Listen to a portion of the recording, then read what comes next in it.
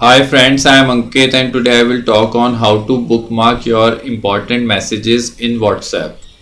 As we all receive hundreds of messages on WhatsApp per day, but some of messages which we receive in format of text or image or video are important. So it's always better to bookmark your important messages. So to bookmark your messages, you simply need to open WhatsApp,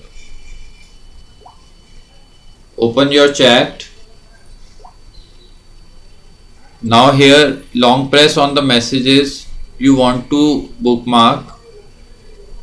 It can be of any format, text or image or video.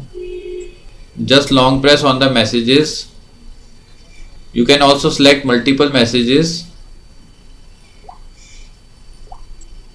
and press on the star button on the above menu. Now you can see a little star on the messages which are bookmarked. So friends, in future if you want to see your bookmarked messages, you simply need to go to these three dots and press on start messages.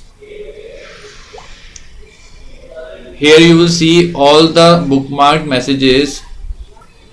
So friends, by the help of this feature, you can very easily bookmark your important messages in WhatsApp. I hope you find this video useful. If you like the video, then press on like button and don't forget to subscribe our channel and press on bell icon to receive email notifications free of cost.